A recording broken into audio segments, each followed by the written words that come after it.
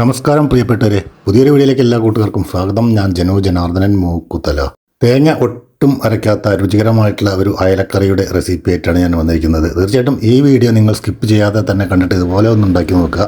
Video ഇഷ്ടപ്പെട്ടാൽ like, comment, share എല്ലാം മറക്കാതെ ചെയ്യുക. ആദ്യമായിട്ട് കാണുന്നവരുണ്ടെങ്കിൽ ചാനൽ ഒന്ന് സബ്സ്ക്രൈബ് ചെയ്തതിന് ശേഷം ആ ബെൽ ബട്ടൺ കൂടി അമർത്തി ഓൾ എന്ന ഓപ്ഷൻ ക്ലിക്ക് ചെയ്യാൻ മറക്കരുത്. അപ്പോൾ നമുക്ക് ഈ രുചികരമായിട്ടുള്ള അയലക്കറിയുടെ റെസിപ്പി എങ്ങനെയാണ് ഉണ്ടാക്കുന്നതെന്ന് നോക്കിയിട്ട് വന്നാലോ.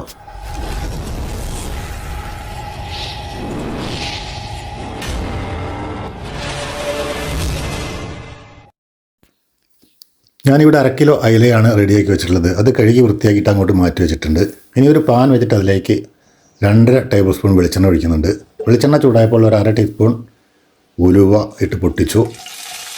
അതിനുശേഷം ഇഞ്ചി കുറച്ച് കൂടുതൽ എടുത്തിട്ടുണ്ട്. ഇഞ്ചി ചതച്ചതും കുറച്ച് വെളുത്തുള്ളി ചതച്ചതും ഇതിലേക്ക് ഇട്ട് കൊടുത്തു. സ്വല്പം കറിവേപ്പിലയും. ഇനി ഇതൊരു 15 സെക്കൻഡ് നേരം ഒന്ന് വഴറ്റിയെടുക്കാം.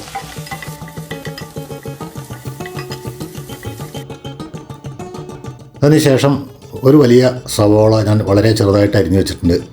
അത് ഞാൻ ഇതിലേക്ക് ഇട്ട് കൊടുക്കുന്നു. ഇനി ഇത് നമുക്ക് ഗോൾഡൻ ബ്രൗൺ ആവുന്നത് വരെ ഒന്ന് വഴറ്റിയെടുക്കണം. 6-7 മിനിറ്റ് വഴറ്റിയാൽ നമുക്ക് നല്ല രീതിയിൽ ഗോൾഡൻ ബ്രൗൺ ആയി കിട്ടും. അത്യാവശ്യം ഫ്ലെയിം കൂട്ടി വെച്ചിട്ട് പിന്നീട് കുറച്ചാൽ മതി. ഇപ്പോൾ ഞാനിത് അവിടെ 6-7 മിനിറ്റ് വഴറ്റിയപ്പോൾ നമ്മുടെ സവോള നല്ല രീതിയിൽ ഗോൾഡൻ ബ്രൗൺ ആയിട്ട് വന്നിട്ടുണ്ട്. ഇനി ഇതിലേക്ക് ഞാൻ 2 തക്കാളി പേസ്റ്റ് രൂപത്തിൽ അരച്ച് വെച്ചിട്ടുണ്ട്. അത് ഞാൻ ഇതിലേക്ക് ഒഴിച്ചു കൊടുത്തു. സ്വല്പം വെള്ളവും ആ മിക്സി കഴുകിയിട്ട് ഞാൻ ഒഴിച്ചിട്ടുണ്ട്. ഇനി ഇതൊന്ന് ഇളക്കി യോജിപ്പിക്കാം. ഈ സമയത്ത് നമുക്ക് കറിക്ക് ആവശ്യമുള്ള ഉപ്പ് ഇട്ട് കൊടുക്കാം. കുറവാണെങ്കിൽ പിന്നീട് ഇട്ട് കൊടുക്കാം. ഞാനൊരു 1/2 ടീസ്പൂൺ ഉപ്പാണ് ഇപ്പോൾ ഇട്ട് കൊടുക്കുന്നത്. ഇനി നമുക്കിതൊന്ന് അടച്ചു വയ്ക്കാം. ഒരു 5 മിനിറ്റ് അടച്ചു വയ്ക്കേണ്ടി വരും. അപ്പോൾ നമ്മുടെ തക്കാളിയെല്ലാം നല്ല ഡ്രൈ ആയിട്ട് വരും. അതിലിടയ്ക്കൊന്ന് തുറന്നു നോക്കിയാൽ നന്നായിരിക്കും. ഇപ്പോൾ ഞാൻ ഇടയ്ക്കൊന്ന് തുറന്നു നോക്കിയതാണ്. ഇപ്പോൾ തക്കാളി നല്ല രീതിയിൽ ഇവിടെ ഡ്രൈ ആയിട്ട് വന്നിട്ടുണ്ട്. തക്കാളിയുടെ വെള്ളം എല്ലാം വറ്റി വരണ്ടിട്ടുണ്ട്.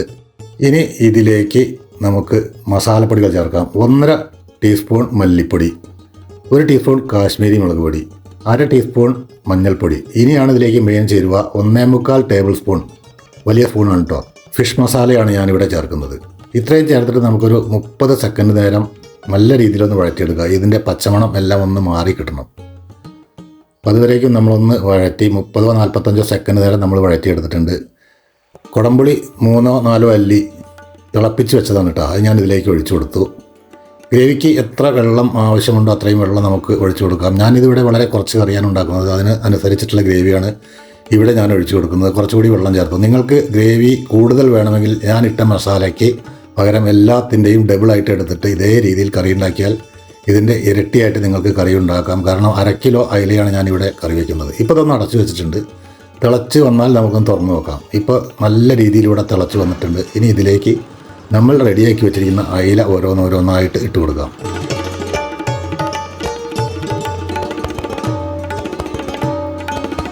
വളരെ ചെറിയ രീതിയിലൊന്ന് ഇളക്കി യോജിപ്പിക്കാം. തിക്ക് ഗ്രേവി ആയിട്ടാണ് ഇരിക്കുന്നത്. അപ്പോൾ ഞാൻ സ്വല്പം കൂടി ചുടുവെള്ളം ഒഴിക്കുന്നുണ്ട് കേട്ടോ. കാരണം നമുക്കിതൊന്ന് വറ്റിപ്പോവേണ്ടതുണ്ട്. ഒരു 5-6 മിനിറ്റ് നമുക്കൊന്നുകൂടെ വേവിക്കാനുണ്ട്. അപ്പോൾ സ്വല്പം കൂടെ വെള്ളം ഒഴിച്ചിട്ട് ഞാൻ ഇത് അടച്ചു വെച്ചു. ഒരു 6-7 മിനിറ്റിന് ശേഷം നമുക്ക് തുറന്ന് നോക്കിയാൽ നമ്മുടെ മീൻ കറി റെഡിയായി കാണും. അപ്പോൾ ഒരു 7 മിനിറ്റിന് ശേഷം നമുക്ക് തുറന്ന് നോക്കാം. 7 മിനിറ്റ് മതി നമ്മുടെ അയിലേക്ക് വെന്ത് കിട്ടാൻ കേട്ടോ. ഇപ്പോൾ വെള്ളം എല്ലാം നല്ല രീതിയിൽ തിക്കായിട്ട് വന്നിട്ടുണ്ട് നമ്മുടെ കറി. കറിവേപ്പില ഇട്ടിട്ട് നമ്മുടെ തീ ഓഫ് ചെയ്തിട്ട് കറി അങ്ങോട്ട് മാറ്റി വയ്ക്കാം. ഒന്ന് തണുത്തതിന് ശേഷം നമുക്ക് സെർവ് ചെയ്താൽ സുന്ദരമായിട്ടുള്ള ഒരു അയലക്കറി, തേങ്ങയൊന്നും അരയ്ക്കാതെ തന്നെ നല്ല തിക്ക് ഗ്രേവിയോട് കൂടിയിട്ടുള്ള അയലക്കറി, ഒരു ഹോട്ടൽ സ്റ്റൈൽ അയലക്കറി എന്ന് വേണമെങ്കിൽ പറയാം. അപ്പോൾ ഇത് തണുത്ത് കഴിഞ്ഞാലാണ് ഇതിൻ്റെ ടേസ്റ്റ് കിട്ടുക. അപ്പോൾ ഏകദേശം ഒരു അരമണിക്കൂറെങ്കിലും നമുക്കൊന്ന് അടച്ചു വെച്ചിട്ട് നമുക്ക് ചോറ് കഴിക്കാൻ വിളമ്പാം. കണ്ടില്ലേ, ഇപ്പോൾ നിങ്ങളെ ആ കറിയുടെ ഗ്രേവി കണ്ടാൽ നിങ്ങൾക്ക് മനസ്സിലാവും എത്ര ടേസ്റ്റി ആയിട്ടുള്ളൊരു മീൻ കറിയാണെന്ന്. അപ്പോൾ തീർച്ചയായിട്ടും ഈ വീഡിയോ ഇഷ്ടപ്പെട്ടാൽ ലൈക്ക്, കമൻറ്റ്, ഷെയർ മറക്കാതെ ചെയ്യുക. ആദ്യമായിട്ട് കാണുന്നവർ ചാനൽ സബ്സ്ക്രൈബ് ചെയ്ത് ബെൽ ബട്ടൺ കൂടി അമർത്തി പോകാൻ ശ്രമിക്കുക. വീണ്ടും അടുത്തൊരു വീഡിയോ ആയി വരുന്നവരേക്കും നന്ദി, നമസ്കാരം. ഞാൻ ജനോ ജനാർദ്ദനൻ മൂക്കുത്തല. ബായ്.